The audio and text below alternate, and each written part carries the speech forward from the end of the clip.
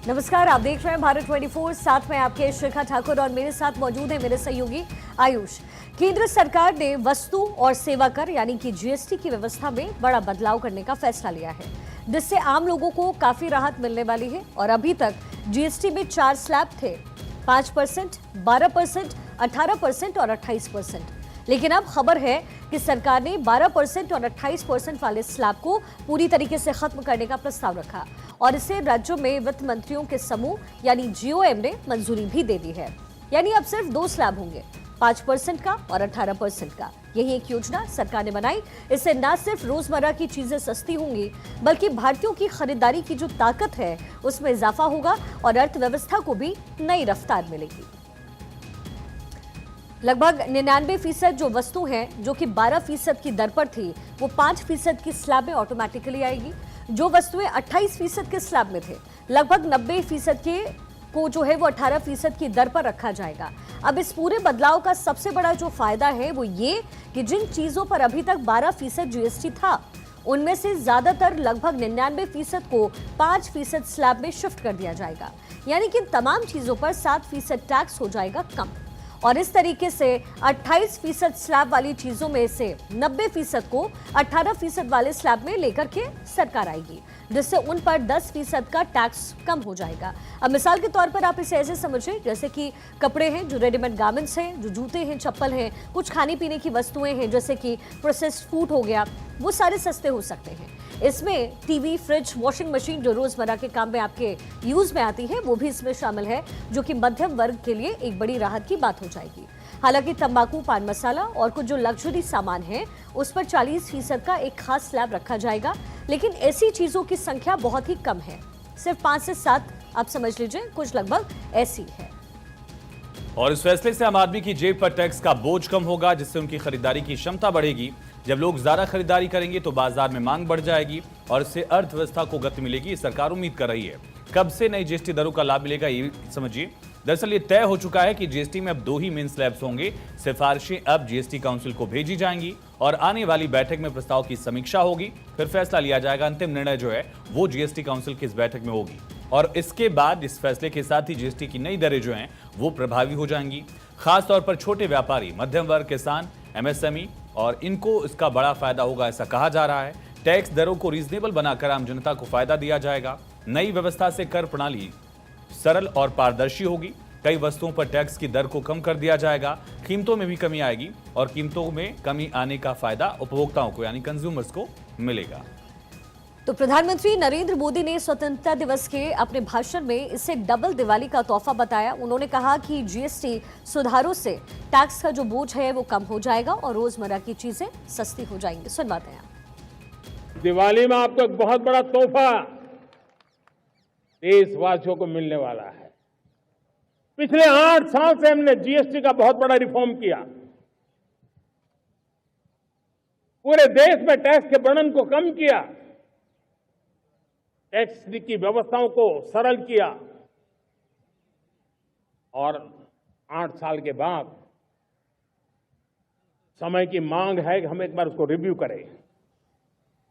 हमने एक high power committee को बिठा करके रिव्यू शुरू किया, राज्यों से भी विचार विमर्श किया और मेरे प्यारे देशवासियों, हम नेक्स्ट जनरेशन जीएसटी रिफॉर्म्स लेकर के आ रहे हैं। ये दिवाली के अंदर आपके लिए तोहफा बन जाएंगे।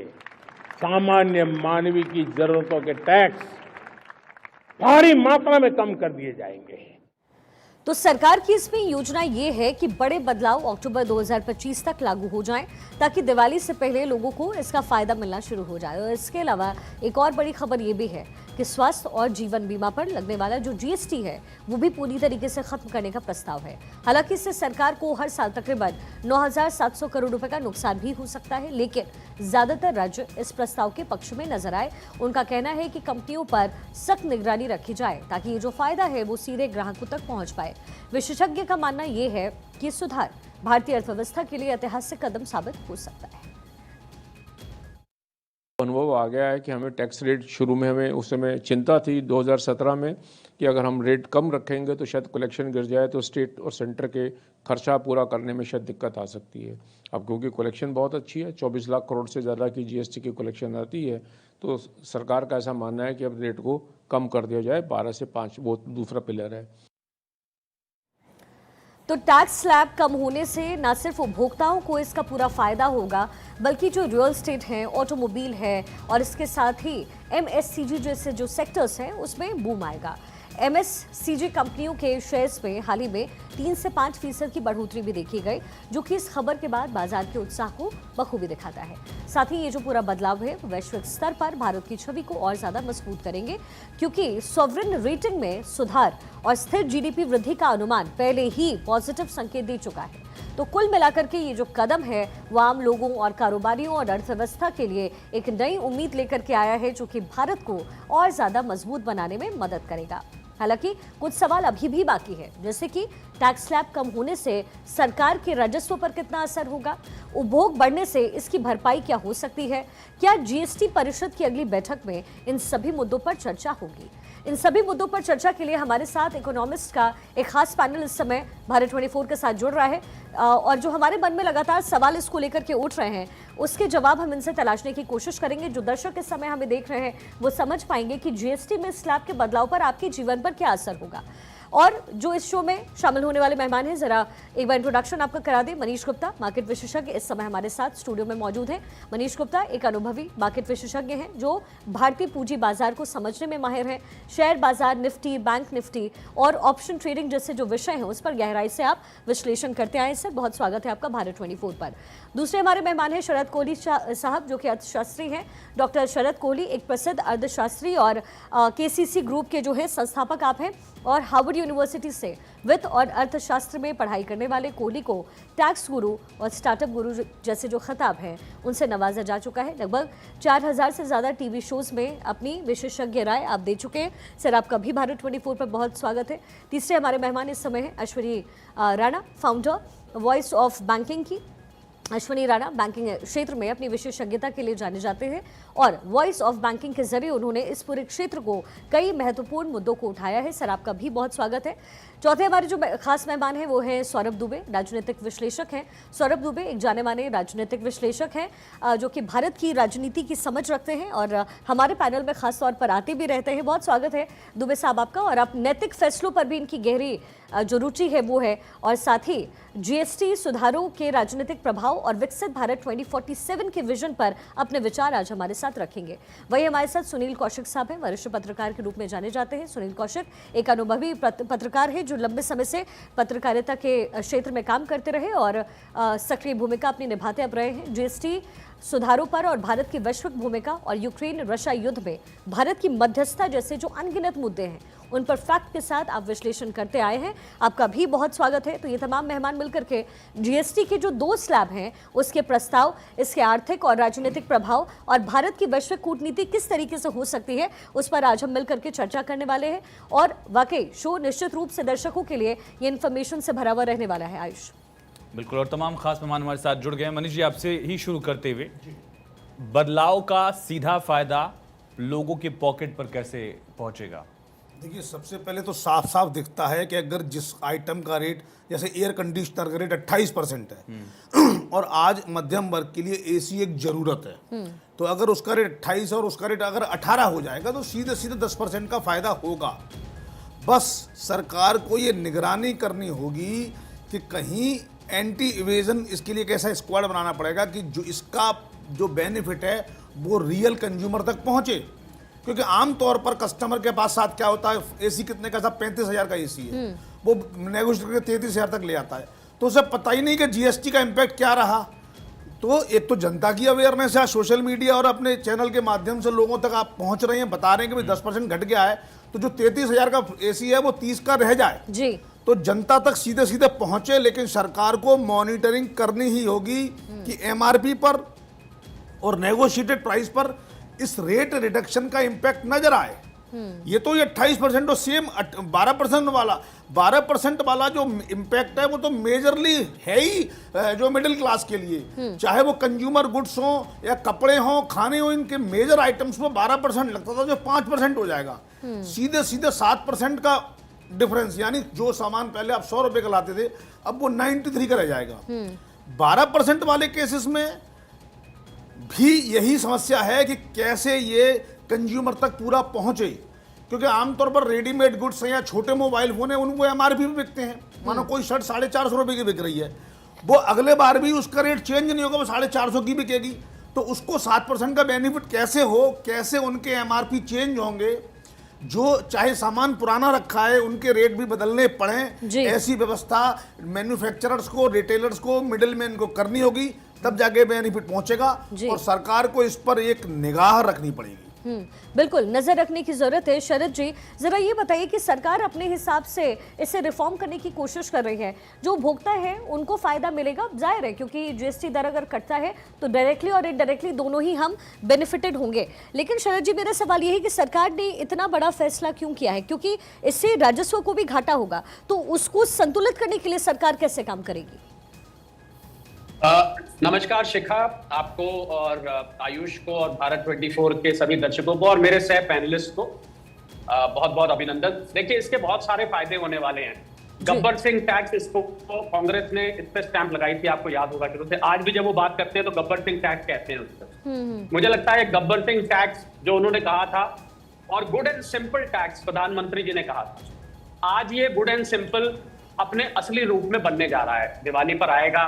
हालांकि मैं यहाँ पर बताना चाहूंगा भारत 24 के दर्शकों को कि अभी जीएसटी काउंसिल मीटिंग में इसका पास होना बाकी है। ग्रुप ऑफ मिनिस्टर्स ने इसको अप्रूव कर दिया है, पर जीएसटी काउंसिल मीटिंग में जब ये जाएगा तो कुछ ऐसे राज्य हैं, मैं यहाँ नाम नहीं लेना चाहूंगा, जो इसको अपोज करेंगे, क्योंकि राज्यों के पास अब जो राजस्व है, जब से जीएसटी बना है 16-17 टैक्सेस को मिला के बना है, तो उनका राजस्व थोड़ा सा तंग हो गया है, थोड़ी सी उसमें दिक्कत आ रही है। तो वो ये कहेंगे कि भाई, इससे मेरा एक अनुमान कहता है, हालांकि अभी सरकार के आंकड़े 9,700 करोड़ के हैं, पर मेरा और एसबीआई के कुछ इकोनॉमिस्ट है, उनका अनुमान है कि 50,000 से 1 लाख करोड़ तक का राजस्व गिर सकता है, क्योंकि करीब करीब 90% आइटम्स पे हम देखें, ध्यान दीजिएगा इस बात पे, 90% आइटम्स पे रेट कम होने वाला है। तो एक तो वहां समस्या आएगी। पहले मैं छोटी सी समस्या की बात कर लेता हूँ कि इसको, क्योंकि हम कोऑपरेटिव फेडरलिज्म है, आपको पता है जीएसटी काउंसिल में सबकी सहमति चाहिए होती है, तो हो सकता है वहां पर थोड़ा सा इसका रेजिस्टेंस हो। दूसरी जो चैलेंज अभी मनीष ने जिक्र किया, उन्हीं की बात को मैं आगे बढ़ाते कहूंगा कि कुछ मैन्युफैक्चरर्स और ट्रेडर्स अब शरारत करेंगे। शरारत क्या करेंगे? मेरे अनुमान से 5 से 10% अलग अलग आइटम्स पे रेट कम होंगे। रेफ्रिजरेटर ले लीजिए, एयर कंडीशनर ले लीजिए, छोटी गाड़ियां ले लीजिए, कपड़े ले लीजिए, और थोड़ी आप एक अम्ब्रेला छतरी होती है वो ले लीजिए। तो ये क्या करते हैं कि जब रेट कम होगा तो ये, मुझे जो नजर आ रहा है, सरकार को इसके लिए कुछ मैकेनिज्म बनाना पड़ेगा। और अच्छा है आज आपके शो के माध्यम से ये बात संज्ञान में आए सरकारी अधिकारियों के भी, और जो हमें सुन रहे हैं। मैन्युफैक्चरर्स क्या करेंगे कि आधा बेनिफिट तो अपनी जेब में डाल लेंगे और आधा बेनिफिट जो है वो लोगों को दे देंगे। यानी कि अगर मान लीजिए 10% किसी चीज का रेट गिर रहा है तो 5% पास ऑन कर देंगे। आप दुकान पे जाएंगे, आप पूछेंगे भैया एसी अब तो 35,000 का आता था, ये तो मुझे कायदे से 31,000 का मिलना चाहिए। वो कहते हैं कि सस्ता हो गया ना, अब ये 33,000 का हो गया जब से हमने जीएसटी घटाया है। तो इस चीज के लिए एक जीएसटी में पहले क्लॉज हुआ करता था, एक जीएसटी में क्लॉज होता था जिसको हम कहते थे एंटी प्रॉफिटेरिंग। उस क्लॉज को अब हटा दिया गया है। एंटी प्रॉफिटेरिंग क्लॉज ये कहता था कि अगर कोई भी डीलर मुनाफा कमाना चाह रहा है जीएसटी के कारण तो उसको उससे रोक दिया जाए, पर वो अब प्रावधान हटा दिया गया है। तो सरकार को थोड़ी समस्या आएगी इसको जमीनी तौर पर कि जिन ग्राहकों के लिए ये किया गया है, आम जनता के लिए, उस तक ये पहुंचे। और इसका एक पहलू और भी है जो शायद ज्यादातर लोगों ने ध्यान नहीं दिया होगा। ये जो डोनाल्ड टैरिफ साहब हैं, मेरा मतलब डोनाल्ड ट्रंप साहब है, मैं उनको डोनाल्ड टैरिफ चाचा जी बोल देता हूं, उनका ये जो सारा टैरिफ का ड्रामा है 27 अगस्त से भारत के ऊपर जो 50% टैरिफ लगने वाले हैं, उस टैरिफ के काउंटर, क्योंकि उन एक्सपोर्टर्स की डिमांड इस समय उन एक्सपोर्टर्स के बाद बहुत सरप्लस हो गया है, उनका माल वहां पर बिक नहीं रहा। $50 बिलियन के एक्सपोर्ट्स, आयुष और शिखा, इस टाइम इफेक्टेड हैं। तो एक मार्केट यहां पर तैयार की जा रही है जिसमें आपको सस्ते दरों पर लोग सामान खरीद के ले जा सके, तो उनको प्रोत्साहन मिले, वो लोग हताश ना हो, वो लोग निराश ना हो कि एक्सपोर्ट अमेरिका सारी दुनिया नहीं है, एक्सपोर्ट ही सारी दुनिया नहीं है। आप इसको, हमारी जो डोमेस्टिक मार्केट है, दुनिया की सबसे बड़ी मिडिल क्लास हमारे यहाँ है, तो आप इसको यहाँ बेचिए और आपके लिए जीएसटी अब सस्ता किया जा रहा है, बिल्कुल प्लस शरद जी। कंप्लायंस भी असाइन हो जाएगी। आप मानेंगे नहीं, आइसक्रीम, लस्सी और मीठा दूध, ठंडा दूध, इस सब को लेके इतनी कॉम्प्लिकेशंस थी कैटेगराइजेशन की। इस पे 12 लगेगा, नहीं इस पे 18 लगेगा, इस पे 5 लगेगा, नहीं इसमें लस्सी में आपने फ्लेवर डाल दिया तो ये लगेगा, बिल्कुल, लस्सी में फ्लेवर नहीं उम्मीद है डाला कि तो ये शरद जी लगेगा, लाएगा। तमाम चीजें ये जो आपको है वो देखने आने को वाले मिलेगा। वक्त के साथ ही हम देख पाएंगे कि कम कीमत पर मिले। अश्विनी सर, मेरा सवाल आपसे है, एसबीआई ने अनुमान लगाया कि लगभग 85,000 करोड़ का रेवेन्यू लॉस जो है वो यूनियन गवर्नमेंट को उसका बियर करना पड़ेगा, लेकिन ये भी एक्सपेक्टेशन है कि लगभग 2 लाख करोड़ का फायदा जो है वो अर्थव्यवस्था के लिहाज से मिलेगा। राउटर्स का अलग अनुमान, उन्होंने लगभग 50 से 60,000 करोड़ का रेवेन्यू लॉस का यहाँ पर एक्सपेक्टेशन रखा है। आप कितने सहमत हैं, और खास करके जो टॉप टू बॉटम अप्रोच है सरकार की लिक्विडिटी के लिए, फ्लो के लिए, वो कितनी सही लग रही है आपको? देखिए, शुरू में तो जिस प्रकार से एक्सपेक्टेशन लगाई जा रही है वो हो सकता है, लेकिन मेरा मानना है कि ऐसा कंटिन्यूस नहीं होगा। कारण क्या है कि जिस प्रकार से चीज़ें सस्ती होंगी, और कोहली जी ने भी जैसे कहा कि वो हमारी भी सोच है कि भाई यहाँ पर उस सारे जो प्रोडक्ट्स है यहाँ पर, क्योंकि हमारी इकॉनमी कंजम्पशन की है, तो कंजम्पशन अगर बढ़ेगा तो उसका वॉल्यूम भी बढ़ेगा, वॉल्यूम बढ़ेगा तो टैक्स जनरेशन भी जो है वो भी ज़्यादा होगा। तो वॉल्यूम बढ़ाने से अल्टीमेटली जो है टैक्स जो इनिशियली लॉस होता आपको दिखता है वो जो है वो वॉल्यूम के बाद जो है उसमें भरपाई हो जाएगी। तो इसलिए कोई बहुत चिंता करने के लिए, सरकार जब भी कुछ बात करती है तो वो अपना हित भी देखती है, लेकिन जनता का हित सरकार ने देखा है, ये सबसे बड़ी बात। लेकिन सर मैं इसमें एक सवाल आपसे पूछना चाहूँगी, क्योंकि जो नंबर ऑफ कंज्यूमर्स हैं उनमें कोई ऑल ऑफ सडन कोई इजाफा तो नहीं होगा, तो अगर ये सरकार कर रही है, टैक्स स्लैब चेंज हुआ, तो कंजम्पशन ऑफ प्रोडक्ट्स वर्सेस जो लोग हैं जो उसका इस्तेमाल कर रहे हैं उसमें क्या डिफरेंस आएगा? और सरकार ने अगर ये फैसला ऑल ऑफ सडन लिया है तो क्या वो पॉइंट है जो आपको लगता है कि इस वजह से ऑल ऑफ सडन इसमें चेंजेस किएगा? नहीं, देखिए, एक सोच होती है, मानसिकता होती है कि एक मान लो एक एक्सपोर्ट वाली चीज़ है वो वहाँ जा रही थी, वो यहाँ हमें सस्ती मिल रही है, उसके कारण जीएसटी के ऊपर भी उसका इम्पैक्ट आ गया और वो यहाँ पर सस्ते दाम पर मिल रही है। तो हर आदमी चाहता है कि एक क्वालिटी प्रोडक्ट हमें सस्ते में मिल रहा है तो वो उसको खरीदना चाहेगा। जी, जी, जी। और फेस्टिवल सीजन आने वाला है, मतलब आप ये सोच लिए दिवाली से लेकर क्रिसमस तक, नए साल तक पूरा फेस्टिवल सीजन है, उसके अंदर ये जो ये कमी की हम बात कर रहे हैं ना, जैसे ही कंजम्पशन बढ़ेगी ये भरपाई जो है ये पूरी हो जाएगी। गॉट इट, ठीक है। शरद जी, आप शायद कुछ कहना चाह रहे हैं, क्विक रिएक्शन दीजिएगा, ये जो सवाल अभी सर से मैंने लिया है। तो सौरभ जी मैं आ रही हूँ आपके पास। मैं बिल्कुल मैं अश्विनी मेरे बहुत अच्छे मित्र हैं, उन्होंने बहुत अच्छा जवाब दिया, मैं सिर्फ उसमें जोड़ना चाहता हूं। देखिए, टिपिकली देखा गया है जब दुनिया भर में, आप बहुत सारे देशों का सर्वे मैंने किया, जब टैक्स की दर घटाई गई तो शुरू में थोड़ी सी कलेक्शन जरूर प्रभावित हुई, पर अंततः से मेरा मतलब है 5-6 महीने के अंदर टैक्स की कलेक्शन बढ़ गई। और आपका जो सवाल था ना शिखा, बड़ा इंटरेस्टिंग था, क्योंकि जो चीज मेरी पहुंच में नहीं है, आज मेरी 25 करोड़ लोग मल्टी डायमेंशनल पॉवर्टी इंडेक्स से बाहर आए हैं, मेरी बहुत सारी चीजें पहुंच में नहीं है। आज अगर उसकी दर घट जाती है, और मेरे को 2,000 रुपए भी बहुत मायने करते हैं, मेरे को 4,000 रुपए भी बहुत मायने करते हैं, मेरे को तो 500 रुपए भी बहुत मायने करते हैं, खरीद और ना खरीद में कई बार 500 रुपए का अंतर रह जाता है। तो अगर टैक्स की दर घटाने से लोगों की पहुंच में आ जाएगी तो इससे सामान बिकना भी ज्यादा हो जाएगा। जो आप बात पूछ रही थी मैं उसमें जोड़ना चाहता हूं। जी ठीक है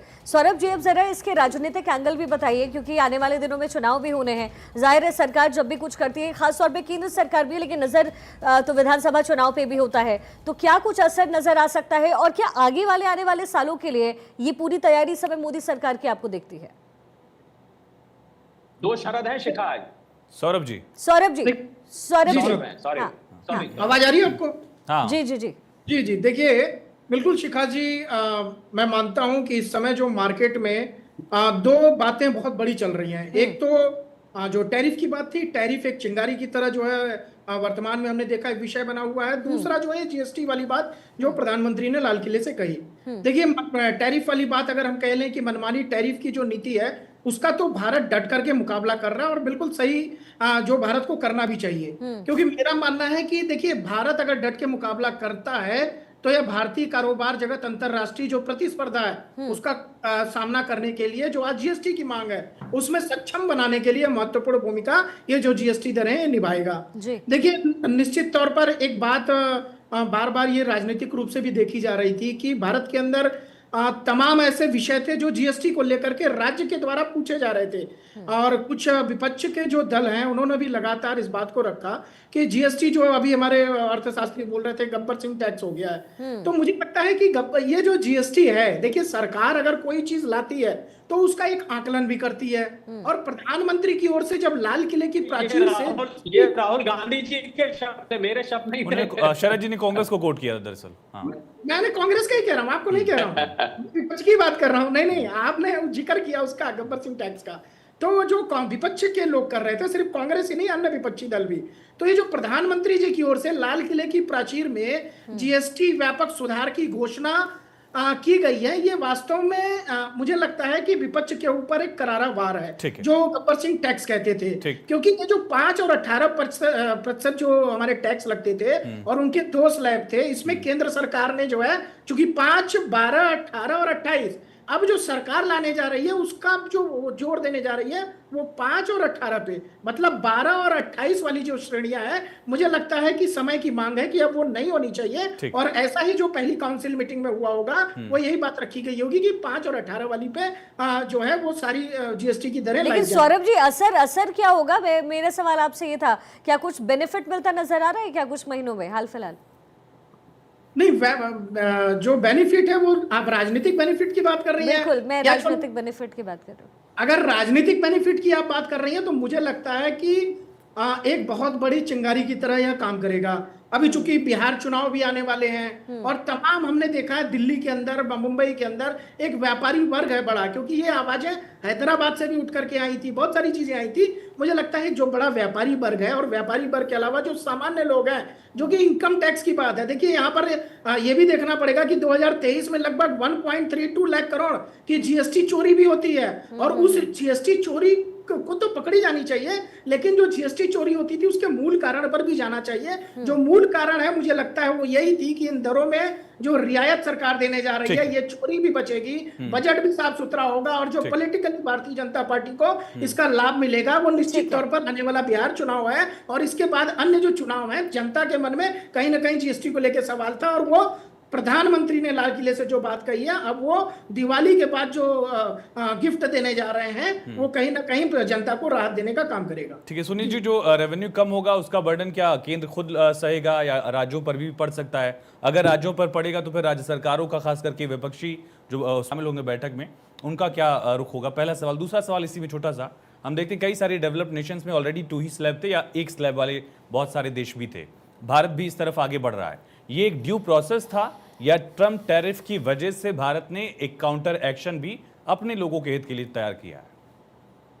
देखिए, जब जीएसटी काउंसिल की मीटिंग होगी, कौन कौन राज्य इसमें ऑब्जेक्शन लगाएंगे और क्या अपना पक्ष रखेंगे, केंद्र सरकार उस पर विचार विमर्श करेगी। और मुझे लगता है कि केंद्र सरकार की जिम्मेदारी भी बनती है कि वो जितना भी नुकसान राज्यों का होगा उसकी भरपाई कैसे हो, इसका आश्वासन तो केंद्र सरकार से जरूर चाहेगी।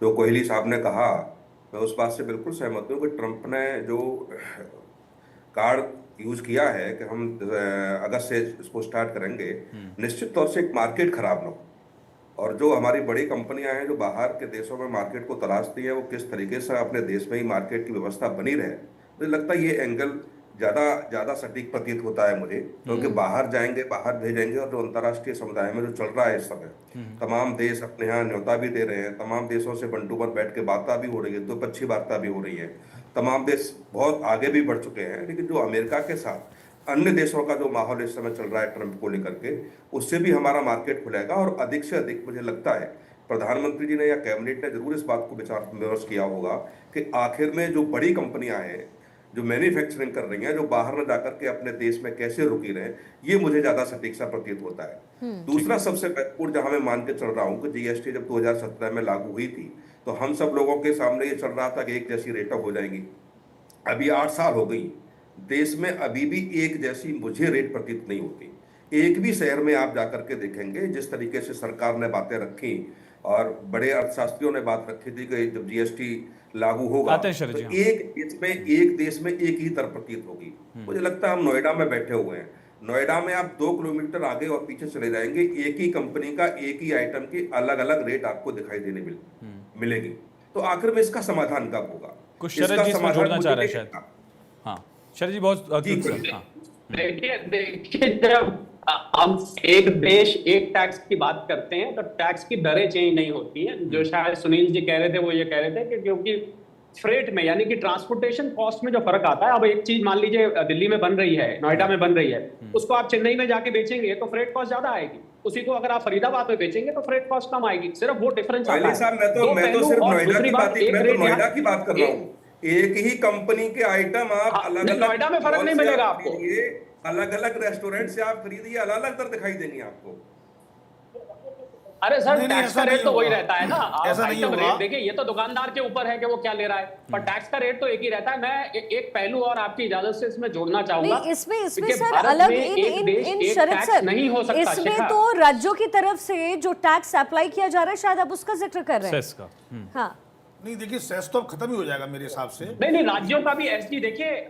नहीं, एक मिनट मुझे लग रहा है कंफ्यूजन हो रहा है। हाँ। सीजीएसटी, एसजीएसटी, आईजीएसटी, जी। 3 तरीके के जीएसटी होते हैं। जब आप कहीं से इनवॉइस लेते हैं, शहर में खरीदते हैं, नोएडा में सुनील जी कहीं भी खरीदते हैं, उसमें सीजीएसटी और एसजीएसटी लग के आएगा।